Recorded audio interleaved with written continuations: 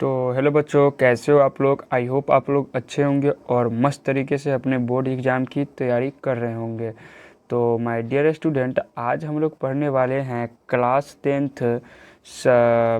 Tenth का subject Hindi, जिसका chapter 11 का क्वेश्चन आंसर हम लोग इस लेक्चर में क्लियर करेंगे। इससे पहले वाले लेक्चर में हम लोगों ने हिंदी का चैप्टर 10 मछली कहानी का क्वेश्चन आंसर किया था, लेकिन इसमें हम लोग हिंदी का चैप्टर 11 नौबत खाने में इबादत का क्वेश्चन आंसर करेंगे। तो चलिए चलते हैं हम अपने क्वेश्चन आंसर की तरफ। तो एक सेकेंड।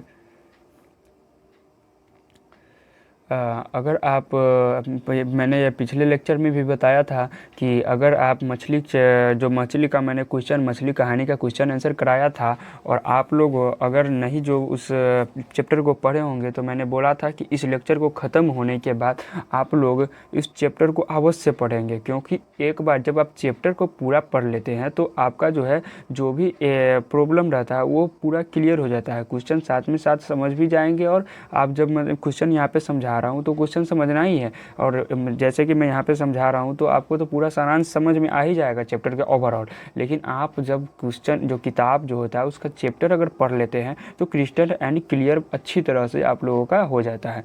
तो चलिए चलते हैं हम अपने क्वेश्चन की तरफ। तो सबसे पहला क्वेश्चन कहता है कि डुमराव जो है क्यों महत्वपूर्ण है। डुमराव क्यों महत्वपूर्ण है। तो आइए हम उत्तर देखते हैं। क्या कहता है कि डुमराव की महत्व शहनाई, मतलब डुमराव इसलिए महत्व है कि शहनाई और शहनाई वादक, शहनाई के लिए मशहूर है और शहनाई वादक उस्ताद बिस्मिल्लाह खां के कारण है। मतलब कि जो डुमराव जो है वो इसलिए महत्वपूर्ण है क्योंकि वहाँ पे तो शहनाई मिलती है और वहाँ के शहनाई वादक उस्ताद बिस्मिल्लाह खां जो है उसका भी जन्म वहीं पे हुआ था, इसीलिए हुआ क्या है महत्वपूर्ण है। कहता है क्योंकि प्रसिद्ध शहनाई वादक बिस्मिल्लाह खां का जन्म डुमराव में हुआ था, साथ ही साथ वर्तमान में भी बिहार की शहनाई के लिए प्रसिद्ध है। मतलब कि अभी वर्तमान में जो समय चल रहा है, अभी भी अपने बिहार के लिए जो शहनाई के लिए अगर कोई जगह प्रसिद्ध है तो वह डुमराव ही प्रसिद्ध है। तो चलिए चलते हैं अगले क्वेश्चन की तरफ। क्वेश्चन नंबर 2 क्या कहता है। तो क्वेश्चन नंबर 2 कहता है सुशिरवाद किन्हें कहते हैं, शहनाई शब्द की व्युत्पत्ति किस प्रकार हुई है। तो आइए इसका उत्तर देखते हैं। क्या कहता है कि सुशिरवाद ऐसे वाद्य यंत्र को कहते हैं जिनमें नारी नरकट या रीढ़, मतलब इसी नारी को नरकट या रीढ़ होती है, मतलब कहते हैं नरकट या रीढ़ कहते हैं इस नारी को, नरकट या रीढ़ होती है, जिन्हें फूंक कर बजाया जाता है, मतलब जिसे फूंक कर बजाया जाता है।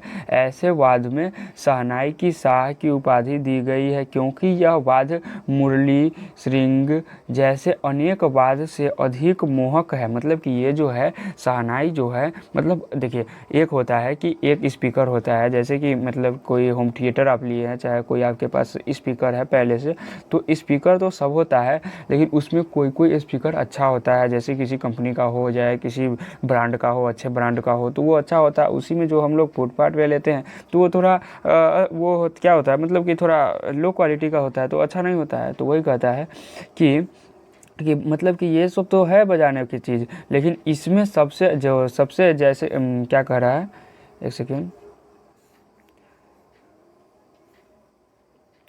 कह रहा है कि श्रृंग जैसे अनेक वाद्य से अधिक मोहक है, मतलब इस सब जो वाद्य यंत्र है उससे अधिक मोहक है। शहनाई की ध्वनि हमारे हृदय को स्पर्श करती है। शहनाई को शाहनेह अर्थात सुपीर वाद्यों में शाह की उपाधि दी गई है। ठीक है, चलिए अब चलते हैं अगले क्वेश्चन की तरफ। क्या कहता है अगला क्वेश्चन कहता है कि बिस्मिल्लाह खां सजदे में किस चीज़ के लिए गिड़गिड़ाते थे, इससे व्यक्तित्व का कौन सा पक्ष उद्घाटित होता है।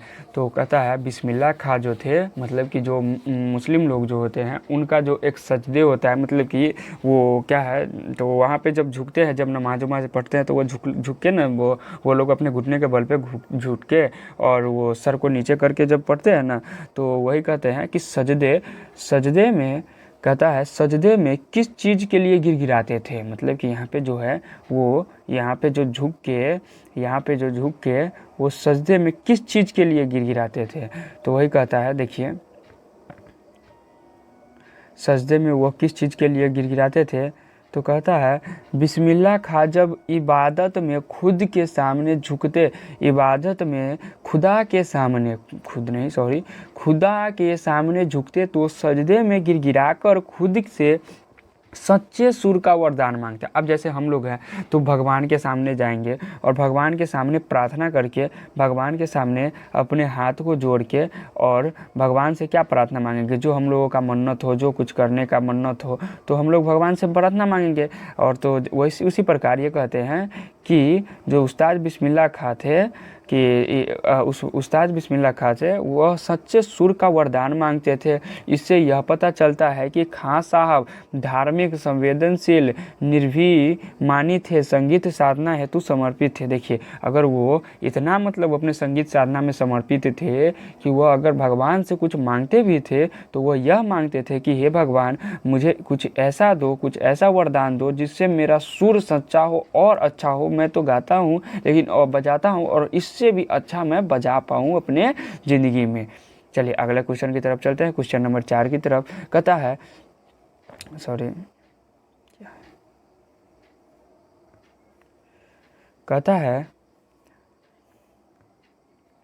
कहता है मुहर्रम पर्व से बिस्मिल्लाह खां के जुड़ाव का परिचय पाठ के आधार पर दे। मुहर्रम पर्व से बिस्मिल्लाह खां के जुड़ाव का परिचय पाठ के आधार पर दे। तो क्वेश्चन कहता है बिस्मिल्लाह खां सच्चे और धार्मिक मुसलमान हैं। मुहर्रम में उनका जो रीति रिवाज था उसे वे मानते हैं और व्यवहार में लाते हैं। बड़े कलाकार का सहज मानवीय रूप से उनमें आसानी से दिख जाता है। मुहर्रम का महीना वह होता है जिसमें शिया मुसलमान हजरत हुसैन एवं अनेक कुछ वंशजों के लिए 10 दिनों तक शोक मनाते हैं। 10 दिन में खां साहब खड़े होकर शहनाई बजाते हैं और वह मतलब होता है और दाल मंडी कातमान के करीब 8 किलोमीटर की दूरी तक पैदल रोते हुए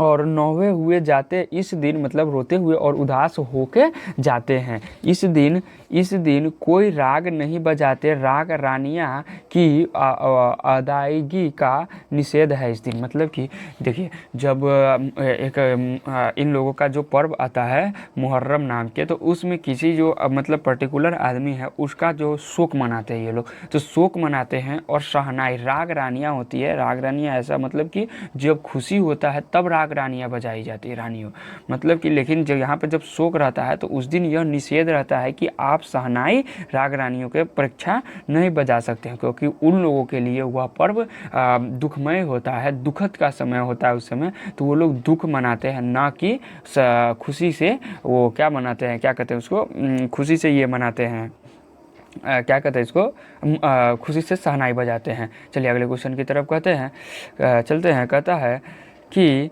संगीतमय कचौड़ी, कहता है संगीतमय, कहता है क्या, एक सेकेंड, संगीतमय कचौड़ी का आप क्या अर्थ समझते हैं, मतलब संगीतमय कचौड़ी का आप क्या अर्थ समझते हैं। देखिए लेखक से समझते हैं हम ये क्या अर्थ इसका होता है। सो कहता है छनते हुए कचौड़ी को संगीतमय राग गया है।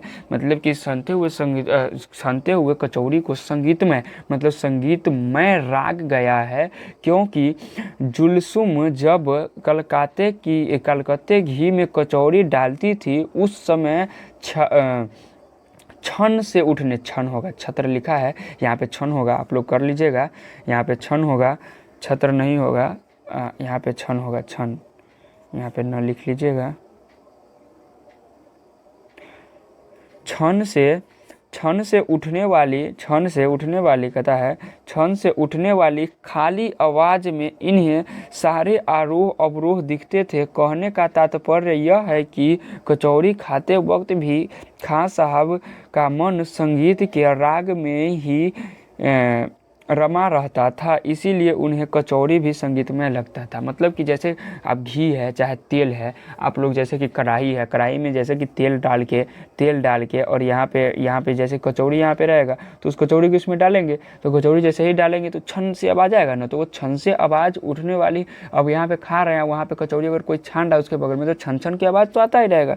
तो वो कह रहे हैं कि संगीत, वो कचौड़ी तो खा रहे हैं लेकिन वो कचौड़ी खाते हुए भी उनको इतना संगीत के प्रेमी थे, इतना संगीत के प्रेमी थे जिससे कि वह कचौड़ी खाते हुए भी कहते हैं कि हमको कचौड़ी में भी संगीतमय लग रहा है।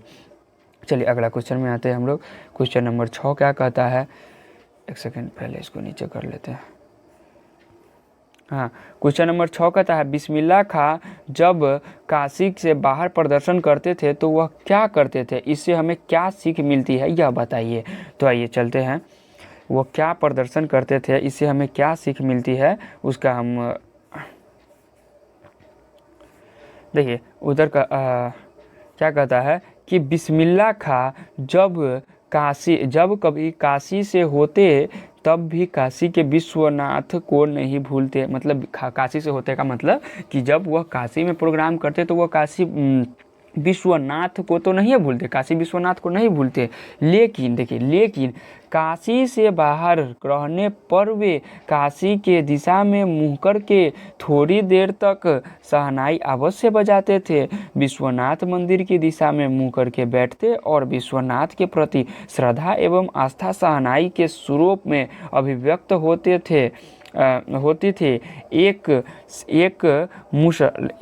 मुसलमान हो गया, यहाँ सलमान लिखा है, एक मुसलमान होते हुए भी बिस्मिल्लाह खां साहब काशी विश्वनाथ के प्रति अपार श्रद्धा रखते हैं।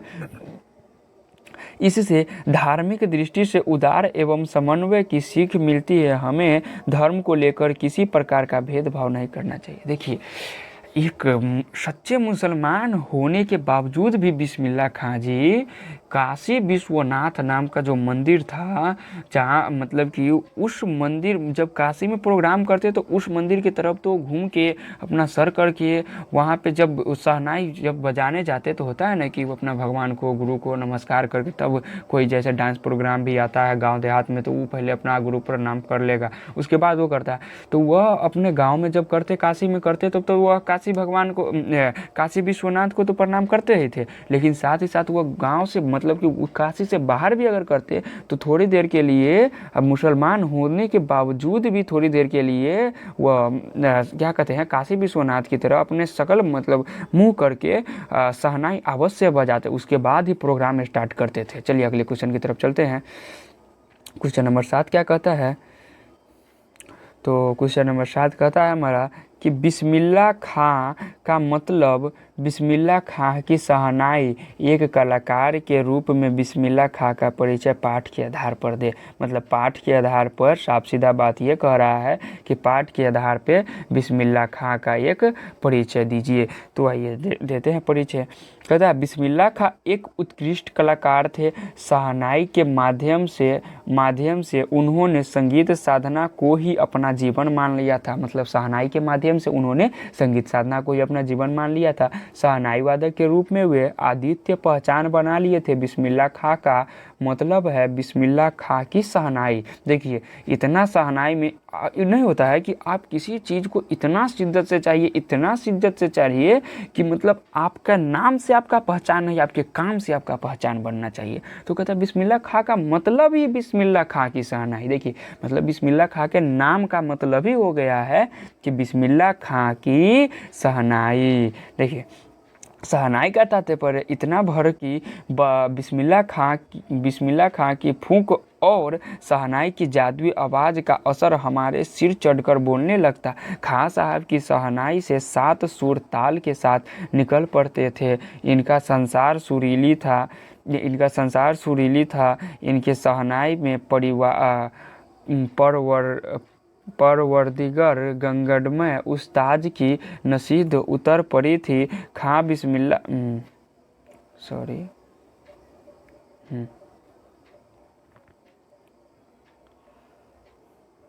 क्या कहता है, हाँ, इनके शहनाई में परवरदिगार गंगमय उस्ताद की नसीहत उतर पड़ी थी। खां साहब और नई एक दूसरे के पर्याय वर्ण बनकर संसार के सामने उभरे।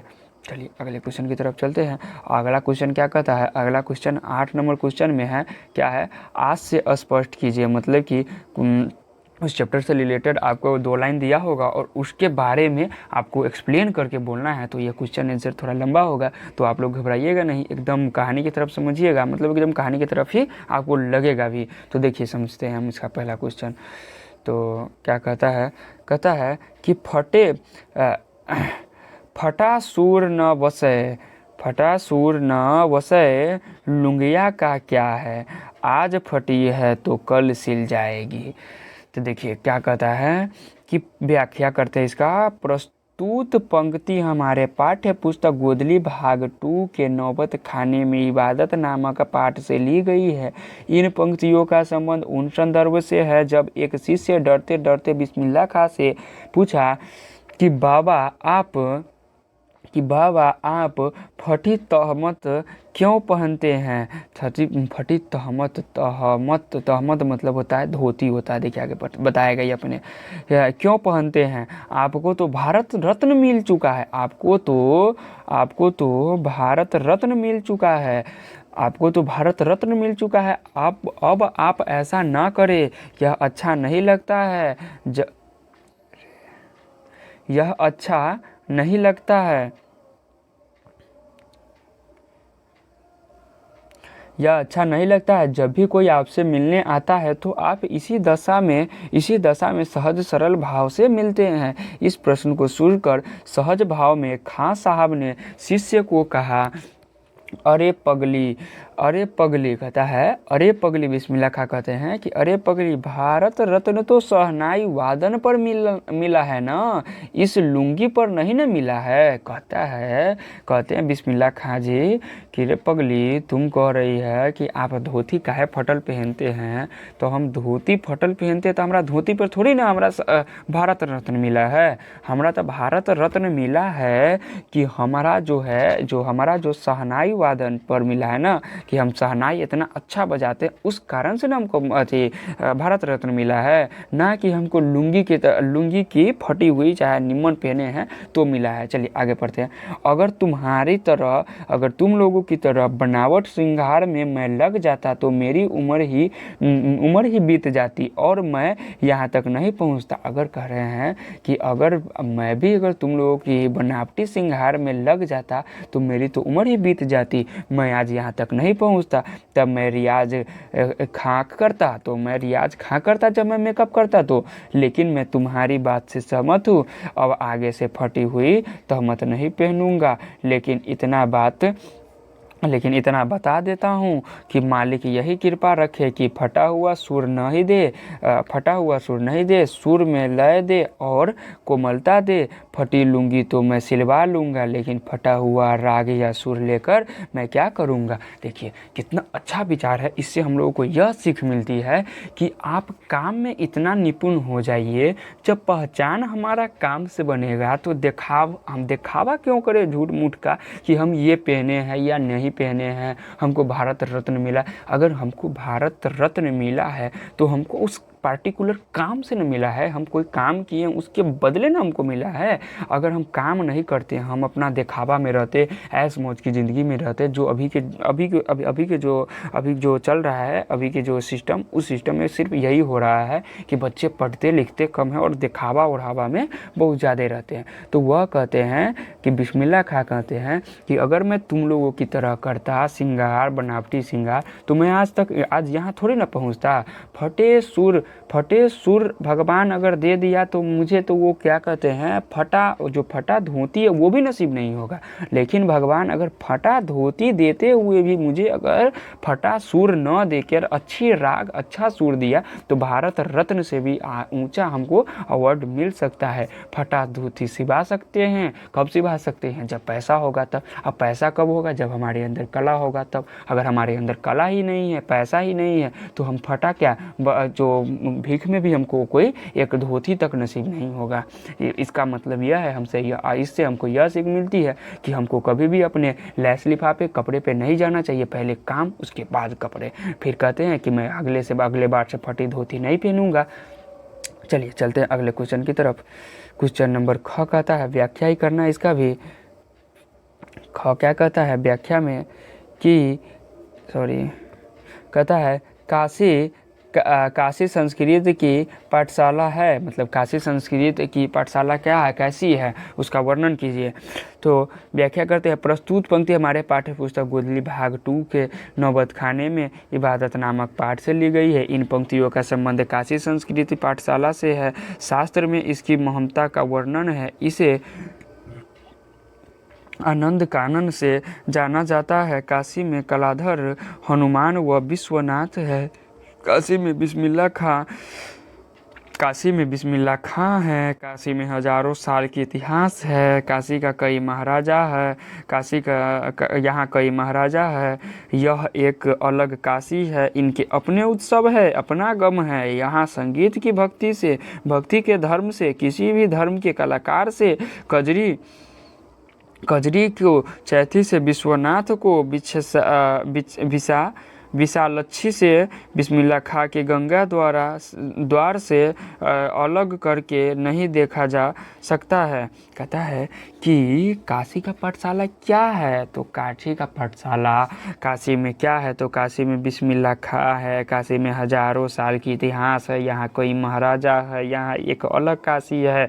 इनके अपने उत्सव है, अपने गम है। यहाँ संगीत के भक्त से, भक्ति के धर्म से, किसी धर्म के कलाकार से, कजरी को चैती से, विश्वनाथ को कला भक्ति बिस्मिल्लाह खां को गंगा द्वार से अलग करके नहीं देखा जा सकता है।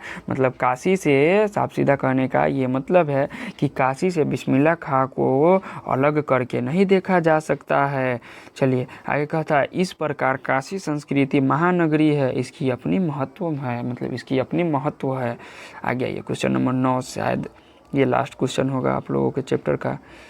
क्वेश्चन नंबर 9 कहता है बिस्मिल्लाह खां के बचपन का वर्णन पाठ के आधार पर करें। तो चलिए बिस्मिल्लाह खां का बचपन का वर्णन हम लोग पाठ के आधार पर करते हैं। देखिए कहता है कमरुद्दीन यानी उस्ताद बिस्मिल्लाह खां का जन्म डुमराव बिहार के एक संगीत प्रेमी परिवार में हुआ था। 5-6 वर्ष की उम्र में ही वह डुमराव से अपने ननिहाल काशी चले गए। बिस्मिल्लाह खां उस्ताद पैगम्बर खां और मिट्ठन के छोटे शहजादे थे। वह प्रतिदिन पुराना बालाजी का मंदिर, जहाँ बिस्मिल्लाह खां को नौबत खाने रियाज के लिए जाना पड़ता था, मगर एक रास्ता बालाजी मंदिर तक जाने का उनके लिए अलग था, क्योंकि यह रास्ता रसूलन बाई और बतूलन बाई के यहाँ से होकर जाता था। इस रास्ते से कमरुद्दीन को जाना अच्छा लगता था, बच्चा था। और उस समय रसूलन बाई और बतूलन बाई से एक देखिए मंदिर, बालाजी मंदिर था, जहाँ पे ये रियाज करने के लिए, नौबत खाने का रियाज करने के लिए वहाँ पे रोज़ जाया करते थे। बचपन के 6 वर्ष की उम्र से ही वह जाया करते थे वहाँ पे। तो इस रास्ते से कमरुद्दीन को जाना अच्छा लगता था। इस रास्ते में जाने के कितनी तरह से के बोल बनाव, कभी ठुमरी, कभी टप्पे, कभी दादर के मार्फत ढोची तक पहुँचे रहते थे। रसूलन और बतूलन जब गाती तब कमरुद्दीन को खुशी मिलती। जब रसूलन बाई और बतूलन बाई जो थी वहाँ पे जो थी ना, मतलब उस रास्ते से जब जाते थे तो उस रास्ते पे जब मिलती थी तो वह जब गाती थी तो वह यह सुनता था ना, तो इसको क्या खुशी मिलती थी।